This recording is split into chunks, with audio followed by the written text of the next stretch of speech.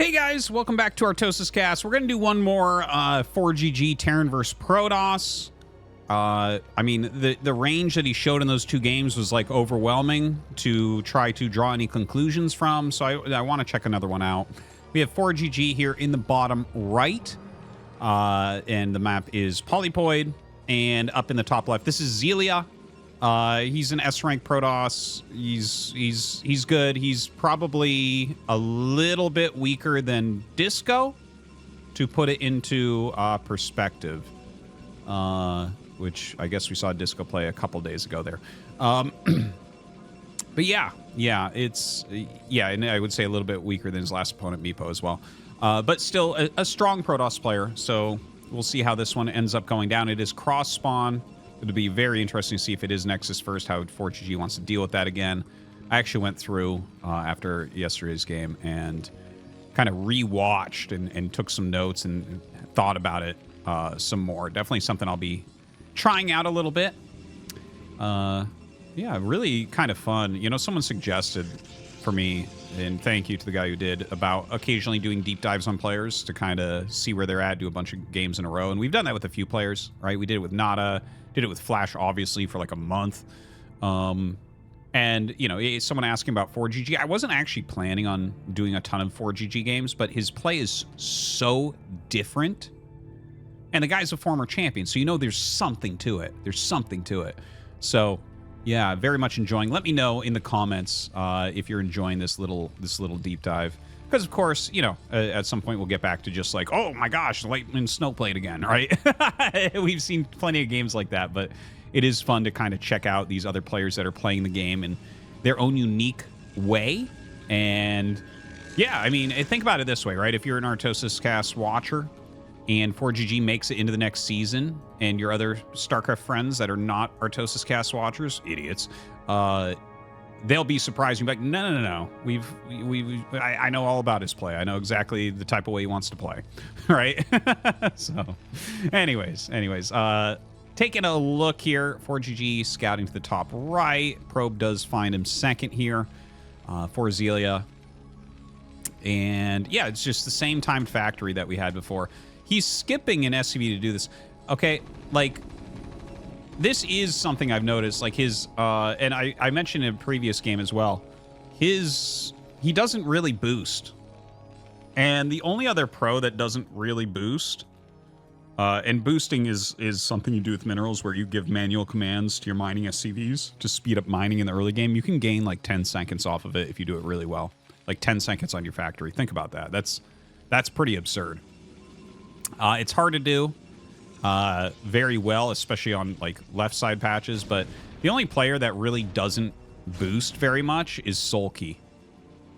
You surprised to hear that? I bet you are, because he just won like 3 ASLs in a row, and he's the best Zerg and the best player in the world by far right now. Yeah, he just doesn't like boosting, really. The thing is, it makes a difference, but you don't have to do it. You can actually, like, you can play without it. Like, I do pretty minimal boosting, to be perfectly honest. It's not something I'm proud of, but yeah. Anyways, just kind of a funny thing that the best player in the world right now is not a huge fan of it. Okay, so this Dragoon comes out for some pressure. The 3 Marines are going to do completely fine against it. 3 Marines beat an unranged Dragoon. Command center on the way. He's actually going for a very fast siege tank. The Nexus is coming up quite a bit quicker than the command center, but that's not abnormal. Definitely, we've seen that so far that ForGG seems to be a pretty big fan of 3 depot openers. I actually think 3 depot openers are awesome right now. 2 depot openers get you the command center a little bit quicker on like 25 supply. 3 depot openers are like invincible against everything in the early game. Which gives you a little bit of potential to punish someone that might have been trying to get aggressive or something like that. Yeah, they both have their merits for sure. Now the siege tank comes out. He's rallying vultures. Looks like there's going to be a little bit of pressure. This is very, very fast pressure coming out. The 1 siege tank approach is quite popular at the moment. For a while there, of course, you saw like 3 siege tank 2 factory pushes. Oh, he adds a second factory, but in a funny location. 2 more factories. Oh my god, he's going 3-fact again. Wow. This is not something you see very often, as I was mentioning in the previous game. Now, previously it made a lot of sense because of what he was up against. He scouted exactly what the Nexus First was doing. Okay, so he lays a couple mines. He sees that it's observatory rather.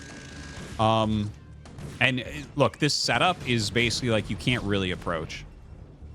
So he might actually just get the observatory here. This is actually such an excellent setup. Like, he could try to shove a goon, but as long as you're watching, you just pull back and kill the goon. So he's actually going to get a free observatory. He's really approaching the game differently, guys. Like, this is not how anyone else is playing. So he adds the Sank of Gas, which means the armory should be coming up momentarily.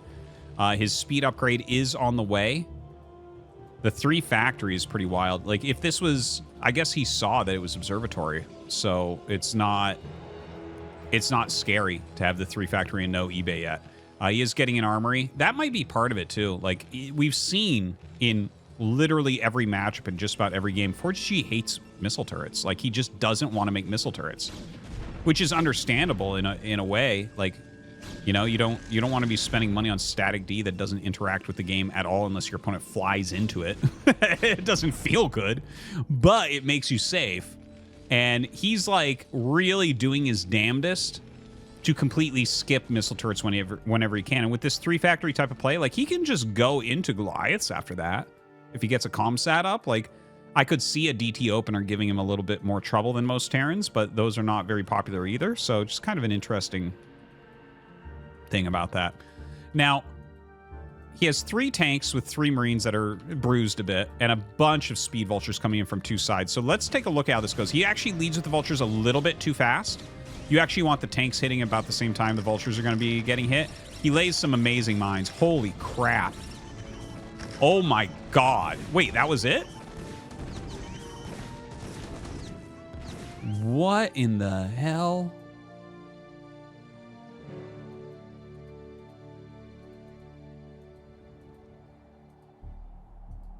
Wow. Okay, that was unexpected. I gotta say it, I have some chills going through my body right now.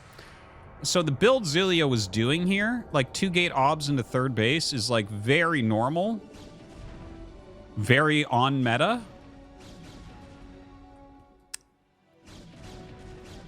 What?